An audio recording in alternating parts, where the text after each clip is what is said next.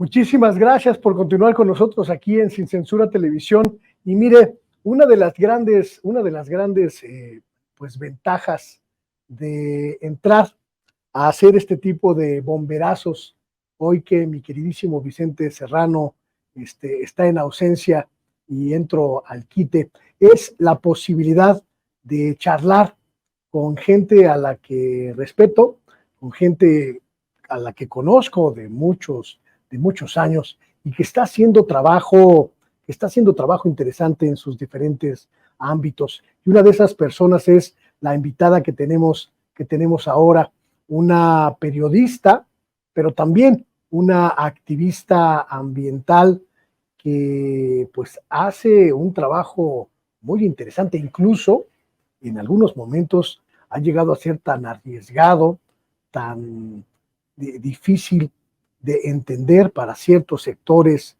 de la sociedad, que ha incluso estado en riesgo de su integridad por la defensa del entorno, la defensa del medio ambiente en particular, y ahorita ella me va a contar, recuerdo su papel en la defensa de un pulmón de esta metrópoli que es verdaderamente quizá uno de los más acechados por las mafias de inmobiliarias y las mafias del desarrollo urbano, el Parque de los Remedios allá en el Estado de México. Me refiero a mi queridísima Laura Barranco, periodista, activista ambiental, a quien es un lujo verdaderamente entrevistar en este espacio. Laura, muy buenas noches, bienvenida. Hola, ¿qué tal, mi querido Luisgui? Como te decía yo en aquellos ayeres y en tantas redacciones donde nos encontrábamos en nuestras épocas mozas,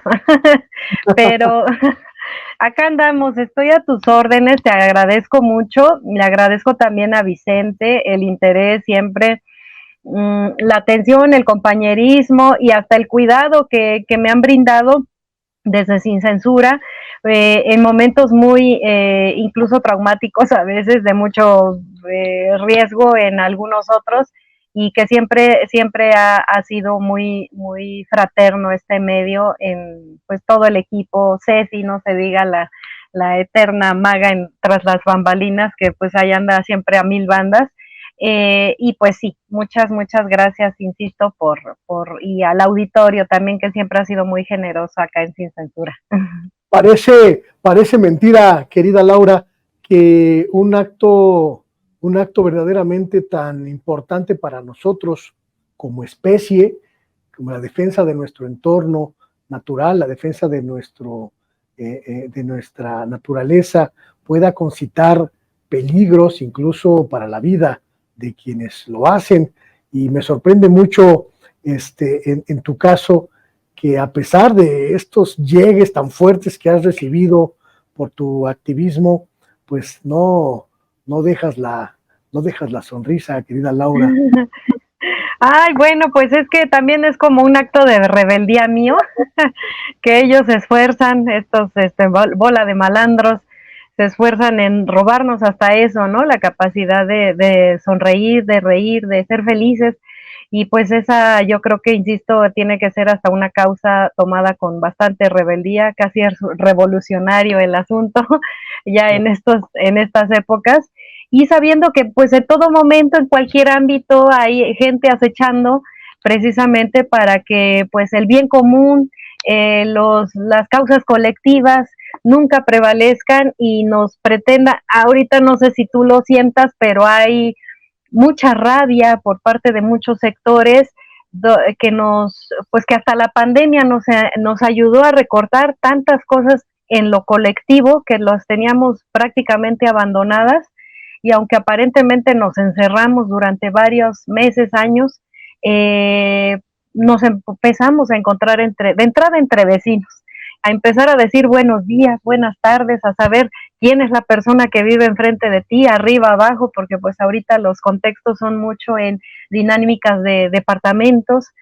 y pues no, a veces no sabíamos más que la cara y el rostro de la persona, que en todo caso estaba en vigilancia, pero de ahí en fuera no conocía uno a nadie. Entonces sí, es esta la situación que nos ha estado pues llevando a atender para mí verdaderas prioridades, ¿no? Al grado de pues hasta renunciar a cualquier tipo de trabajo seglar, como antes se conocía, de esto de estar diario en el chacachaca de las noticias y más bien enfocarme en otras actividades que pues considero que son más, pues que me dan a mí en lo personal más satisfacción personal, que me siento más útil y digo, sin dejar del todo el ámbito periodístico, porque pues tú lo sabes, eso ya no se quita, es Es una una enfermedad enfermedad. que ya no se quita, y sí, en esas andamos, querido Luis Gui. Ahora Bueno, además, tú ahora además, también, tú también de alguna forma, ¿no? Con el periodismo independiente, pues renunciamos a muchas cosas, pero bueno, dime si no hay nada como la libertad, ¿no? La libertad de poder decidir y pues sí, a lo mejor con una pobreza franciscana ahí implícita, pero pues, ¿qué más da? ahora además me veo muy sorprendido porque ya tienes una certificación internacional en este activismo en favor del medio ambiente, en favor de la biodiversidad, del desarrollo sostenible. Laura, pues te fuiste a un área muy distinta del periodismo, pero muy cercana al compromiso social. Sí, bueno, en realidad se trata de una certificación estatal en donde me encuentro ya en vuelos internacionales, es en temas, bueno, incluso a nivel estricto de estar teniendo que viajar. Yo soy muy hogareña, querido. Yo soy muy hogareña. La primera vez que salí del país, me acuerdo que lo primero que quería yo hacer es ver los vuelos de regreso para mi casa. Entonces, sí, yo no soy una trotamundos, debo de admitirlo, me da pena, pero en el caso de esta norma institucional, resulta que es una norma que te obligan desde la administración, desde el trienio pasado, no el que está vigente, sino el anterior aquí en el Estado de México. No lo veo mal y al contrario, me sorprendió que en una entidad como es el Estado de México se empezara ya a obligar a que los municipios compusieran sus gabinetes de gente que efectivamente sabía de lo que se supone que le estás poniendo, ¿no? Entonces ya no quedaran como estos clubs de Tobis. No, siento que no ha habido así como que un saldo o que se vea un resultado en la gestión. Sin embargo, insisto, sí te obligan a que yo al haber sido nombrada secretaria de Medio Ambiente en Naucalpan, me pidieron que certificara que efectivamente sabía de la materia. Y bueno, pues lo acredité en su momento. Es una certificación que cada año vas generando evidencias o vas demostrando que te sigues capacitando en la materia para renovarla un año más, no lo he dejado de hacer. Y es que también esa es una cosa que yo encontraba incluso hasta en las instituciones del gobierno federal, como es el mecanismo de protección a periodistas y personas defensoras de derechos humanos, que luego cuestionaban demasiado si eras o no eras defensora de derechos humanos, en el caso mío ambientales, porque pues no, o sea, digo, como periodista pues estudias una carrera, sales con un título, pero para defensor ambiental como que eso donde se estudia, ajá, entonces quizá a lo mejor un biólogo sea más fácil acreditar que son defensores ambientales o un ingeniero ambiental, pero en lo que tiene que ver con la defensa per se del derecho humano al medio ambiente sano, pues no, insisto, no hay un certificado. Entonces, pues sí, esta certificación me ha ayudado muchísimo y te decía, en lo que ando sí, muy metida en el ámbito internacional, en lo que tiene que ver con América Latina, es con un acuerdo o la aplicación de una herramienta de derecho ambiental internacional que se llama Acuerdo de Escazú, que desde que yo la exigí en el mecanismo, haz de cuenta que estaba un río y había un dique ahí, una piedra, y que en cuanto empecé a exigir acuerdo de Escazú, esa piedra se quitó, o sea, la quité y empezó el agua a correr.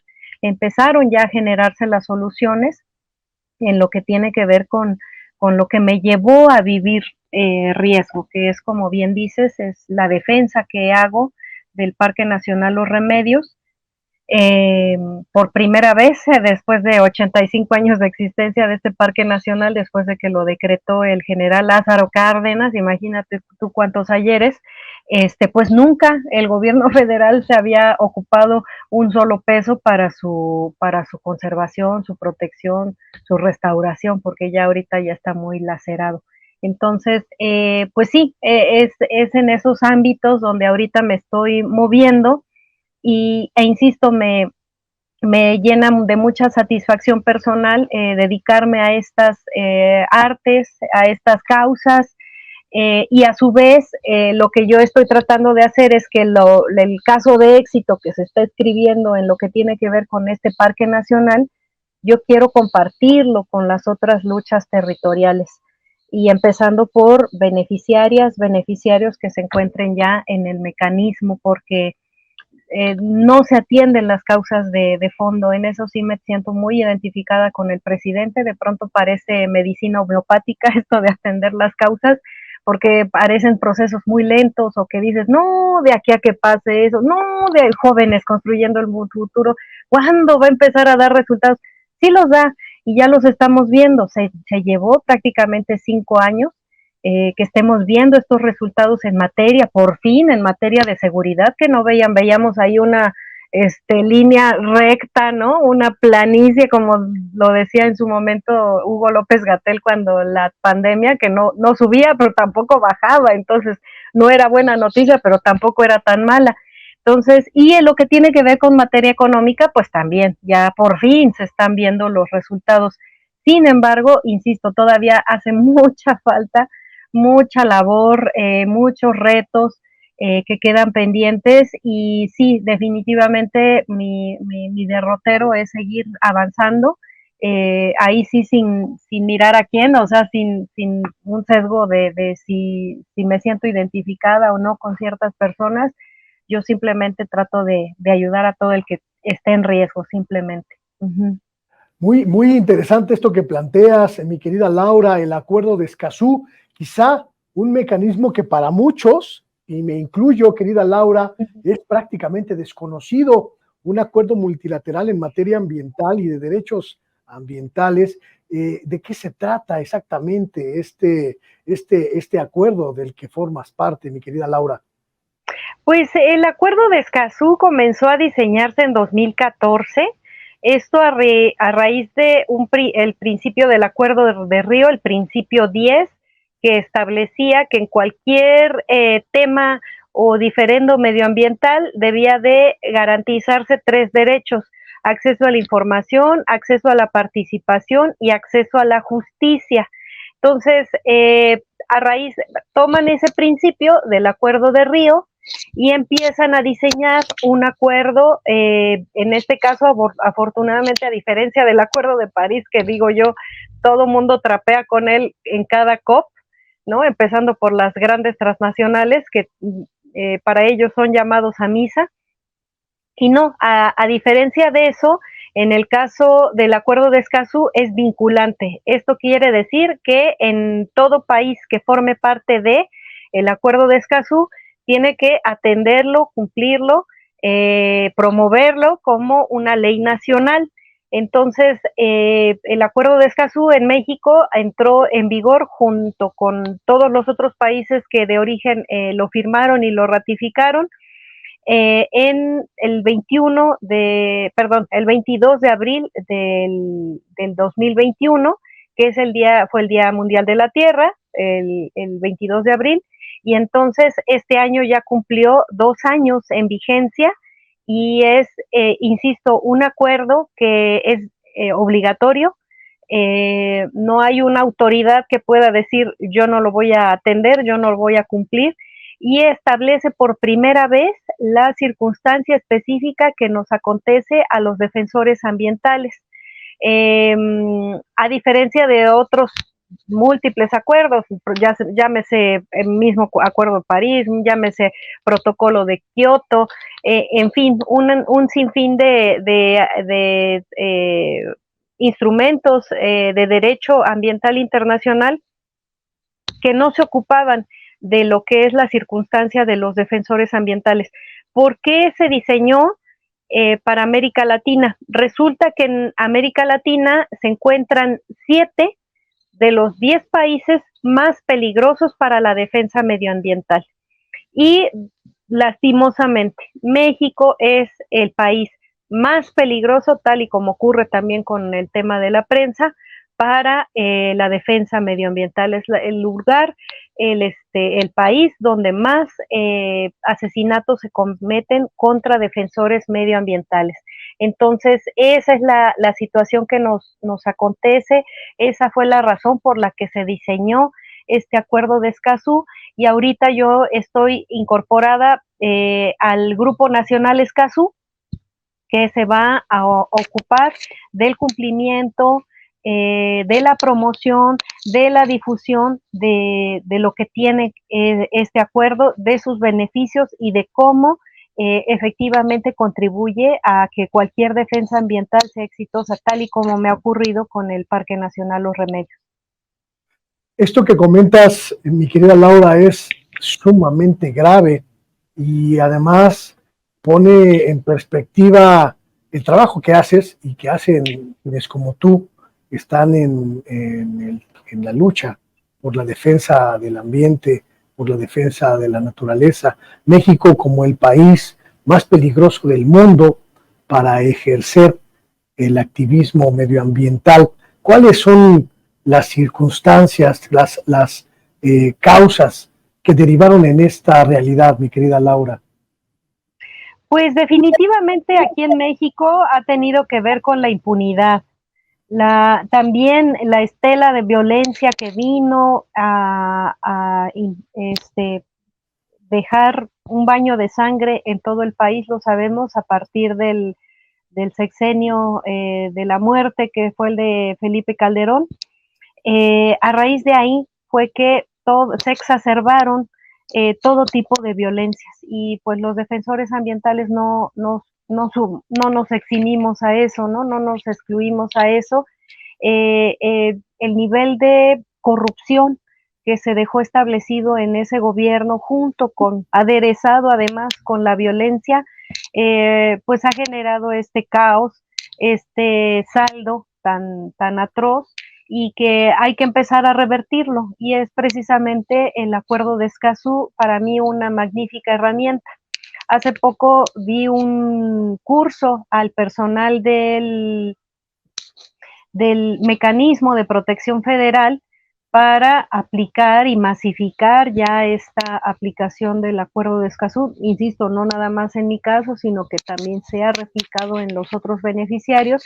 Y en mi exposición les ponía yo el ejemplo, y supongo que la ubicas muy bien, de Susana Carreño. Susana Carreño, sabemos perfectamente que el año pasado intentaron asesinarla a puñaladas allá en Puerto Vallarta, esto en julio, y prácticamente el presidente instruyó a un número de dependencias, de titulares de dependencias federales a atender este caso, y al cabo de los meses, pues él, cuando ella va después de su convalecencia en el hospital a agradecer la atención y la defensa que se hizo también de su causa, el presidente le da un reconocimiento, y él ahí desmiente al propio gobernador, que en su momento quiso disfrazar ese asalto, o ese ataque más bien, como si fuera un asalto, y no lo era precisamente por su labor. El presidente así lo dijo y así se lo reconoció, y acto seguido generó un acto de autoridad que apenas en estos días se publicó ya en el Diario Oficial de la Federación, la instrucción que él dio de que todos los terrenos de Fonatur, que son muy asediados por muchas inmobiliarias, pues fueran ya decretadas como áreas naturales protegidas. Entonces, ese acto de autoridad blinda y elimina casi, digo casi porque nunca va a faltar el riesgo latente de que algún idiota a pesar de todo esto, quiera atentar o generar algún otro daño en contra de Susana, pero con ese acto de autoridad el mismo presidente contribuyó a la protección de Susana. Que Susana, tú lo sabes, tiene un perfil muy parecido al que tengo yo, que empezamos pues nuestro desempeño profesional en el área periodística, pero tanto nos hemos enfocado y especializado en la defensa de los territorios, que al grado de que ya nos hicimos activistas ambientales también, ¿no? Entonces, pues eso es lo que hemos exigido también aquí en Naucalpan, en lo relativo al Parque Nacional Los Remedios, que la defensa sea desde el Estado mexicano, la defensa del territorio sea desde el Estado mexicano y que no seamos nosotros los ciudadanos los que tengamos que ponernos como carne de cañón ante todos estos intereses, muchos de ellos criminales y corruptos, que nos expongan y nos pongan en riesgo de perder incluso la vida, ¿no? Uh-huh. ¿Quiénes están detrás de estos ataques contra los activistas medioambientales, Laura? ¿Quiénes están interesados en detener este trabajo de custodia de lo que de lo que tenemos todos, de lo que nos corresponde a todos, que es la naturaleza, el medio ambiente? Pues mira, definitivamente tiene que ver con hay casos más complejos todavía. El que te hablo de Susana y el de una servidora tiene que ver con desarrollos inmobiliarios, que insisto, se han envilecido tanto los sectores económicos al grado de ser literal criminales los que están o se disfrazan de desarrolladores, de empresarios y realmente van invadiendo territorios que son evidentemente no son de ellos. Hay veces que lo hacen con triquiñuelas legaloides, hay veces que lo hacen mediante amenaza de despojo de ciertas, de personas vulnerables, ¿no? Lo hemos escuchado en la mañanera, a veces es un catálogo de quejas en esta materia, ¿no? Desde el indígena yucateco que tenía X número de hectáreas y de pronto una inmobiliaria llega y dice que no, eso siempre, que eso en realidad es de ellos, porque así lo decidieron, hasta pues despojos de viviendas comunes. En Nayarit se dio mucho eso con Edgar Beitia, que ahorita ya está preso, fiscal preso en Estados Unidos, al igual que García Luna. Entonces, esta problemática del desarrollo urbano mediante personas criminales, pues sí está muy permeado en todos los territorios del país. Pero hay uno que todavía es más grave, Luis, que es el que tiene que ver con las mineras. Si los desarrolladores inmobiliarios son violentos, no, bueno, los mineros son a nivel de salvajismo, marca era del dinosaurio, así tiranosaurio rex, literal.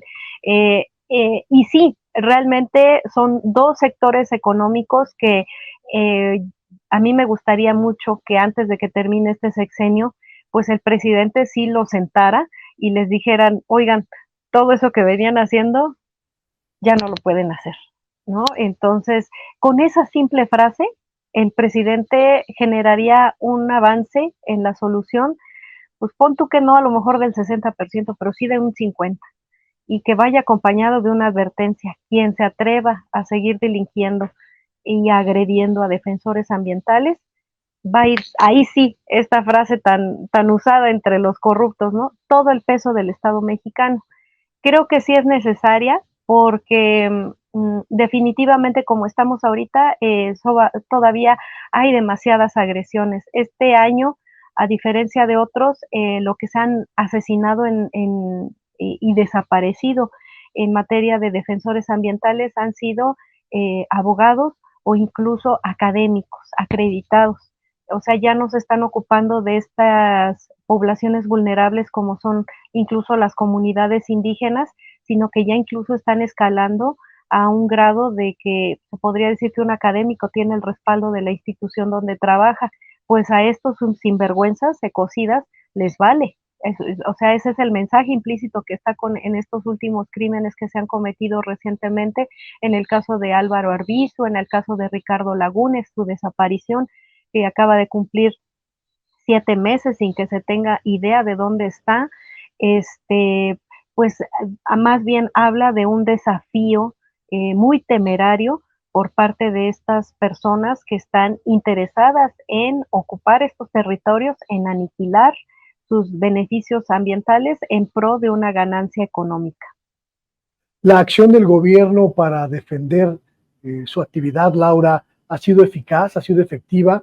La intervención del mecanismo, que además de proteger a periodistas, también defiende activistas de diferentes ramas de la actividad social, ¿ha sido de impacto positivo o estamos hablando de un fenómeno que no tiene, pues, digamos, contención efectiva, eficaz por parte del gobierno mexicano, del Estado mexicano en su conjunto?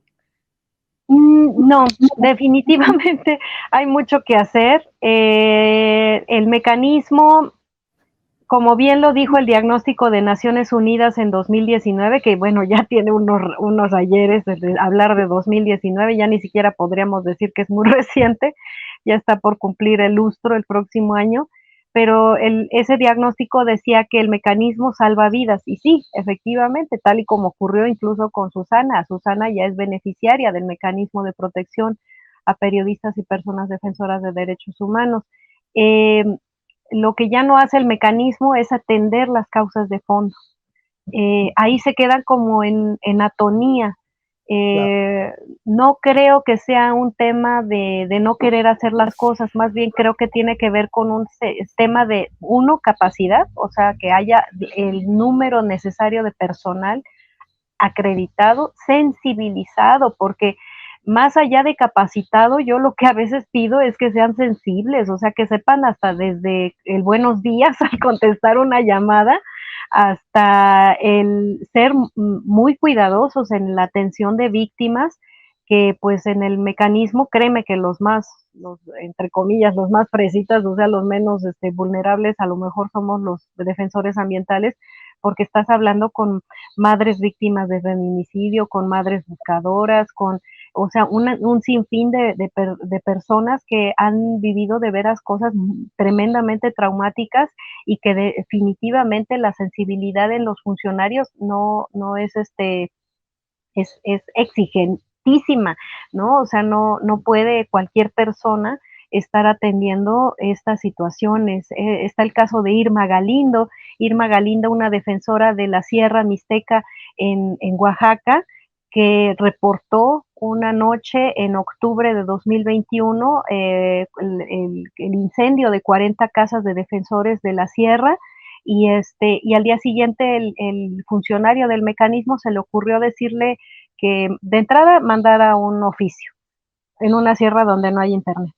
Entonces, una vez que mandó el oficio, le dice, vente para acá, ¿no? Entonces, ahí tienes a Irma Galindo gastando de su propia bolsa un trayecto que, pues, si para uno que es citadino no es barato, pues imagínate para ella con el riesgo que conllevaba. Y Irma desaparece en el metro Barranca del Muerto, ya en su último trayecto para llegar al mecanismo. Entonces, yo digo, ¿cuál va a ser la sanción para ese defensor, para ese funcionario que no tuvo la sensibilidad? E insisto, no creo que lo haya hecho por mezquindad, pero sí definitivamente por mucha falta de pericia, de capacidad, de inteligencia, en saber que ella no estaba en condiciones de ella misma trasladarse, y el hecho de que haya desaparecido ya en la Ciudad de México te revela más o menos el nivel de poder de estas mafias que pues llegan sus tentáculos a la Ciudad de México, ¿no? ¿Qué tan efectivo ha sido en este sexenio, mi querida Laura, la lucha por garantizar este derecho a el medio ambiente sano? ¿Qué tan efectivas han sido, pues, las decisiones del gobierno de López Obrador? Por ejemplo, esto que se anunció hace apenas unos días de que se llegó a un récord de 200 áreas naturales protegidas decretadas. por el gobierno? ¿Son medidas efectivas para cumplir con estos objetivos o estamos muy lejos del, digamos, el escenario óptimo? Sí, no abono a, nunca he sido partidaria de decir que las cosas están peor o están igual de mal. No coincido con esas críticas, por decir, o esas evaluaciones que se hacen sobre el gobierno del presidente. Creo que hay luces y sombras. Y después de que todo el tiempo era sombra, ¿no? O sea, nunca había ningún éxito ambiental se registraba en ningún otro gobierno, llámese foxista, calderonista, nunca sabías, o sea, sabías puras historias de resistencia. A diferencia de eso, yo sé que en este gobierno ha habido, insisto, precisamente ese récord al que se llega con estas 200 áreas naturales protegidas en el país, y que el presidente pues sí se está perfilando como un presidente que sea tan visionario en este tipo de declaratorias como lo fue en su momento el general Lázaro Cárdenas. Después del presidente Andrés Manuel López Obrador, pues estaba precisamente liderando ese ranking, por decirlo así, el presidente Lázaro Cárdenas, que la verdad yo ahorita que ya estoy tan empapada en estos temas, leyendo los decretos pues de su sexenio, pues fue tremendamente visionario. Cuando él estaba gobernando, pues ni siquiera se hablaba de crisis climática, de lo que estamos, de los escenarios en los que estamos ahorita, ¿no? Entonces, en ese sentido, yo creo que, insisto, ha habido luces y sombras. Este decreto, pues precisamente yo creo que podríamos ponerle el decreto Susana Carreño, porque lo que sensibilizó al presidente fue lo que vivió Susana para generar esta instrucción y que no nada más fuera privativa de Puerto Vallarta, sino a nivel nacional. Y vaya que puso a trabajar a la Comisión Nacional de Áreas Naturales Protegidas, con quienes estoy muy vinculada, con el comisionado nacional Adán Peña, un excelente funcionario, muy comprometido y con una visión clara, más allá de estar pensando en qué obras hidráulicas hay que hacer para llevar agua a tales territorios. El comisionado nacional lo tiene perfectamente claro, que solamente conservando los territorios con valor y beneficios ambientales es como se va a poder generar una sustentabilidad hídrica, no nada más en la Ciudad de México o en cualquier ciudad, sino en el país entero, ¿no? Y hacen falta muchas cosas, como por ejemplo la aprobación de la Ley General de Aguas, que deje atrás a la Ley de Aguas Nacionales, que permite la privatización del vital líquido a manos de personas y pues también lo estamos viendo, ¿no? Muchos con intereses incluso y vínculos hasta criminales. Eso aún faltó, ¿no? Yo todavía no sé, todavía no descarto que en lo que queda del sexenio del presidente se pueda consolidar esta Ley General de Aguas que reconoce el derecho humano al agua, que está establecido en nuestra Constitución desde 2012, y desde 2012 es el día que no se legisla en la materia. Eh, y por ejemplo, estas otras causas, como es el decreto contra el glifosato, que bueno, ahora resulta que ya se están queriendo poner de peleoneras las empresas norteamericanas por la prohibición que se hizo en México de ir quitando gradualmente los productos que usan este agrotóxico venenoso, como si fuera un tema de querer o no, ¿no? Seguirnos envenenando o dejar de envenenarnos, o sea, así se manejan estas transnacionales también, es lo que te digo, o sea, a nivel empresarial son violentos, pero a nivel transnacional son unos salvajes terribles. Entonces, eh, sí, hay muchos avances en este gobierno, pero todavía faltan muchos retos. Y más nos vale que todos nos pongamos la idea, atendamos la idea de que todos tenemos que cuidar lo logrado, porque no podemos estarle atribuyendo la responsabilidad a una sola persona. Hay que cuidar esos logros y a ir por más avances, ¿no? ¿Son falsos los señalamientos o consideras que son imprecisos o erróneos los señalamientos, principalmente de las oposiciones a esta cuarta transformación, Laura, que señalan a López Obrador como un enemigo del medio ambiente, un enemigo de las riquezas naturales? Pienso, por ejemplo, en estas andanadas mediáticas relacionadas con el Tren Maya, o en las embestidas mediáticas en torno de la construcción de obras en los estados del país, que hablan sobre un desdén explícito del gobierno del presidente López Obrador hacia el medio ambiente, en contrapartida con otros sexenios.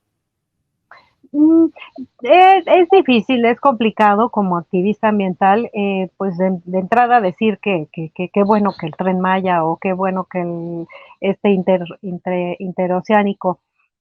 Los dos son megaproyectos, es un hecho, y un megaproyecto siempre va a tener un impacto ambiental negativo. O sea, eso es un hecho. No puedo yo decir que el Tren Maya va a ser con saldo positivo en materia ambiental. No lo es, porque, insisto, y eso se lo digo a muchas personas, el simple hecho de que nosotros le pongamos un tabique más a nuestra vivienda tiene un impacto ambiental. Ahora imagínense una mega obra como lo es el Tren Maya. Sin embargo, ahí donde se tiene que, con lo que se tiene que comparar o con lo que se tiene que equilibrar para ver los impactos es en las famosas medidas de mitigación. Claro. Y en lo personal, a diferencia de otros gobiernos que iban, avasallaban, arrasaban con territorios, hacían su megaproyecto de infraestructura, de vivienda, de lo que fuera, y no había ninguna sola medida de mitigación. A diferencia de otros gobiernos, en se han hecho unas declaratorias enormes de áreas naturales protegidas en la zona, precisamente porque el presidente supo detectar, y de eso incluso yo fui testiga, en Playa del Carmen simplemente ya los territorios ya estaban completamente bajo ¿cómo le llaman esto? Cuando van ya como apostando, ¿no? Ya ni siquiera de decir se va a poner en venta estos terrenos, ¿no? Toda la carretera ya estaba llena de anuncios de se venden terrenos, de se venden departamentos que ya ni existían todavía. Entonces sí había ya una especulación, eso. Claro. Ya había una especulación tremenda, y el presidente que agarra y que pues ahora sí que a los que ya estaban queriendo hacer una fiesta ahí, pues llegó a echarles el balde de agua fría encima en las cabezas y a hacer las declaratorias. Y entonces eso a mí me dio mucha alegría ver que esto ocurrió. También el cambio de la ruta original entre Playa del Carmen y Cancún, la original iba a ser muy dañina. La que está ahorita es dañina, pero no lo es tanto. Entonces, admito que han generado cierto tipo de medidas para no dañar tanto al medio ambiente. Y otra cosa que también celebro mucho es todo el rescate de los espacios históricos, prehispánicos, de todas estas zonas arqueológicas mayas, que si no hubiera sido por esta mega obra, pues ahí seguirían siendo bajo el saqueo, seguirían estando bajo el saqueo del que han estado durante siglos, ¿no? Vienen expedicionistas, vienen gente del extranjero, se llevan piezas y terminan en museos en el extranjero, y quién sabe cómo llegaron ahí. Entonces, son distintas cosas que voy viendo bien, las apruebo.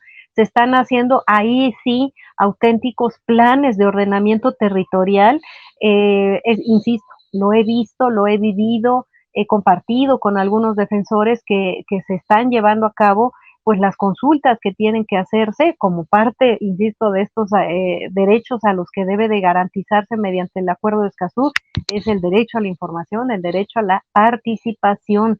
Es algo que a veces también aquí en la Ciudad de México cuesta mucho trabajo en lo que tiene que ver con ordenamiento territorial. Cualquier autoridad, sea del partido que sea, incluso Morena, de pronto me le tienen mucho miedo al tema de las consultas y que Claro. sean consultas auténticas, donde realmente la gente diga qué es lo que se requiere y qué es lo que se necesita y hasta dónde poner los límites para pues el famoso ordenamiento territorial. Y en sí, todas estas cosas. Creo que lo que ha pasado en lo que tiene que ver con el interoceánico eh, es diálogo. Eh, Conozco a personas que incluso han dicho, no es que me oponga a la obra, pero el presidente no nos escucha, ¿no? Y a lo mejor ahí el error, o más bien la piedra que está ahí, a lo mejor muchas veces son algunos funcionarios que traen como esa vieja escuela de imponer, insisto, de avasallar, de no escuchar a los pueblos y a los habitantes originarios de los territorios. Y yo creo que ahí en esa parte hace falta diálogo, y yo creo que en el diálogo pues nunca está de más el tiempo que se le invierta, ¿no? Siempre y cuando sea en aras de, digo yo, el cómo sí hacemos aterrizar los acuerdos. Ujú. ¿Qué es lo que tendría que hacer la cuarta transformación, mi querida Laura, en materia ecológica, en materia medioambiental, pensando en la continuidad, pensando en la segunda etapa de este proceso de transformación? ¿Tú desde dónde ves que podrían, pues, aportarse nuevas dinámicas, nuevas perspectivas en la defensa de nuestro medio ambiente? Pues precisamente en el Instituto Nacional de Formación Política, y estuve muy pegada a los foros que tuvieron que ver con este tema, con el campo, con la seguridad alimentaria, con los pueblos indígenas. Toda una semana se dedicó a estas ponencias, conferencias sobre estos rubros y temas que están muy entrelazados íntimamente. Em, y pues muchas de las conclusiones fueron precisamente esto, ¿no? Lo que te venía yo contando, Sí, alcanzar una ley general de aguas que eche abajo ya cualquier posibilidad de concesión y, entre comillas, o más bien, entre paréntesis, auténtica privatización del vital líquido. El vital líquido es un derecho humano, no una mercancía. Es la ley de aguas nacionales vigente ve al agua como una mercancía y no lo es.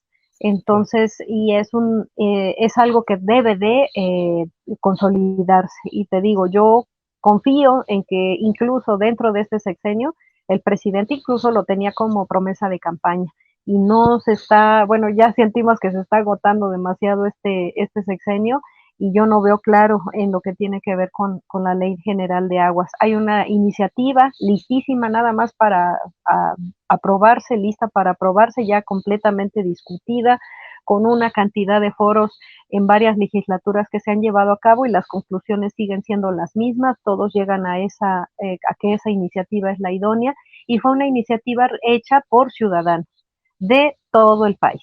Entonces, yo conminaría que se cristalizara eso, la aplicación de acuerdo de Escazú, para no nada más para la defensa de los que defendemos el medio ambiente, sino para, insisto, dirimir cualquier defensa territorial de recursos naturales del agua. Es más que apremiante. Y en tercer lugar, yo creo que, insisto, el defender estos logros en lo que ha tenido que ver con soberanía alimentaria, con defensa de la soberanía en general, en lo que tiene que ver con la prohibición de agrotóxicos como el glifosato, los transgénicos que no entren a nuestro país, y que no sean para consumo humano en todo caso, si es que entran.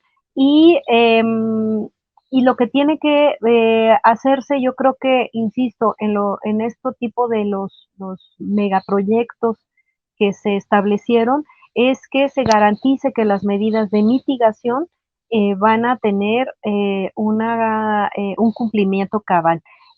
Insisto, veo bien lo que se ha estado haciendo en esta materia, en lo que tiene que ver con el Tren Maya.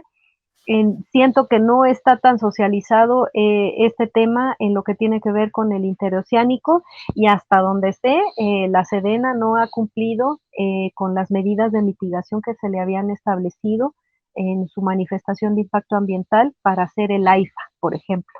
Entonces, si no entendemos que estar en deuda con este tipo de cosas, yo a veces tengo que hablar en idioma político, ¿no? Hay veces que les digo, sí, es que aunque sea para los votos o para el Face, ¿no? O sea, para la foto del Face, o sea, de verdad, o sea, es necesario que entiendan que si no atienden esto, definitivamente les va a terminar revirtiendo en el tema electoral y en el tema de apoyo político. Entonces, digo, si no me lo entienden por el tema ambiental, pues al menos que lo entiendan así. Entonces, definitivamente no pueden. Yo celebro que, por ejemplo, los cuadros que tenemos, que creo que van a quedar en esas primeras 4 posiciones dentro de la defensa de la 4T, más allá de, porque yo estoy igual que tú, querido, o sea, no estoy por uno ni por otro, a cualquiera critico, y también me han linchado las granjas de todo, ¿no? A ti también te paga Marcelo, te paga Claudia, te paga Dan, te paga todos. Sí, no, o sea, pero digo, más allá de eso, mira, yo creo que los cuadros que existen son sensibles al tema medioambiental, tienen pues en su carrera política acreditado que se han ocupado de estos temas,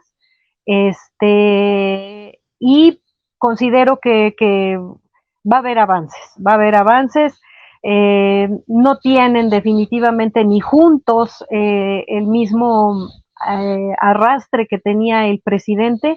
Mucho de lo que consigan ahorita, desde la encuesta hasta la próxima elección presidencial en el próximo año, va a ser consecuencia de que la gente sigue pensando en el presidente, ¿no? Sigue sintiendo que está votando por el presidente, y eso también tiene que tener una humildad y bajarle 3 rayitas a la soberbia para entender que pues son grandes beneficiarios de la imagen de su jefe. Entonces, y si no fuera por su jefe, no tendrían lo que tienen ahorita, definitivamente. Querida Laura, pues ha sido un verdadero placer en todos los sentidos esta charla. Quiero agradecerte este tiempo que le diste a Sin Censura, a este espacio que conduce Vicente Serrano, y de verdad estoy muy gratamente sorprendido de tu nivel de conocimiento, de esta nueva área a la que estás dedicando tu empeño y tus esfuerzos. De verdad, necesitamos voces que entiendan la lucha por la defensa del medio ambiente, pero sin el maniqueísmo de estas organizaciones que de alguna manera respondían a las viejas lógicas del poder político que desplazó la democracia en 2018, y que entiendan que la defensa del medio ambiente también pasa por la defensa de los pueblos y de las sociedades que viven en ella. Gracias por eso, mi querida Laura. Muchas gracias a ti, Luis Guille, también a Vicente, insisto, por interesarse en estos temas. Me ha pasado, y de verdad te busqué, y hace algunos años nos estábamos reuniendo precisamente pues porque estabas muy ocupado y preocupado en mi circunstancia, y te lo agradezco. Es el mismo caso, insisto, con Vicente y con todos estos compañeros de estos nuevos proyectos que se han generado en este sexenio de comunicación, y que celebro mucho y que de verdad les deseo larga vida.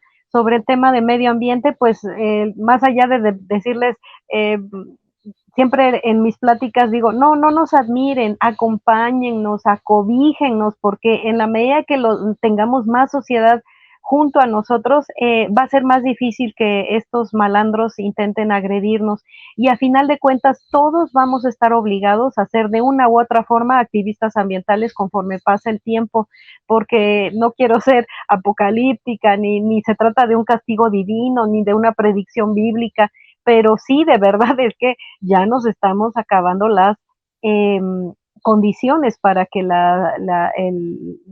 ser humano, la especie humana, siga sobre la faz de la Tierra. Y no es por el planeta, créeme que el planeta va a seguir, va a pervivir y vamos a hacer un excelente abono para su regeneración en cuanto nosotros dejemos de respirar, pero pues lo que estamos haciendo realmente es dejar de estar con esta lógica tan egocéntrica también de sentirnos los Juan Camaney del mundo, cuando en realidad pues actuamos como una plaga espantosa, o sea, llegamos y a donde llegamos fregamos todo horrible, y desequilibramos demasiado, ¿no? Y la pandemia fue una gran lección, una dolorosísima elección para muchas personas y que sí, ahí entendemos que la naturaleza agarra parejo, ¿no? Ahí no está pensando que quién es el bueno, quién es el malo, la naturaleza dijo, tengo que equilibrar aquí un poquito,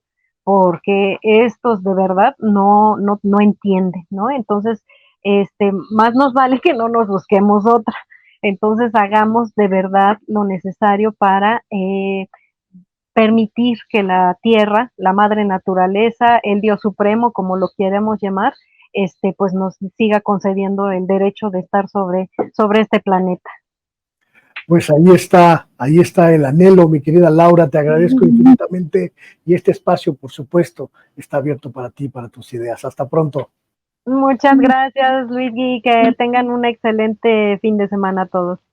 Gracias, hasta pronto, buenas noches. Y bueno, pues ya escuchó usted Laura Barranco, periodista y ahora también una muy acuciosa activista medioambiental en esta charla con Sin Censura Televisión. Yo le quiero agradecer a usted que haya estado con nosotros en este espacio, a nombre del titular de esta emisión, Vicente Serrano. Su amigo Luis Guillermo Hernández le da las buenas noches y le invita a que nos acompañe a los diferentes espacios que hay en Sin Censura Televisión. Muchas gracias, buenos días, buenas tardes, buenas noches, a la hora que sea. Gracias por estar aquí. Hasta pronto.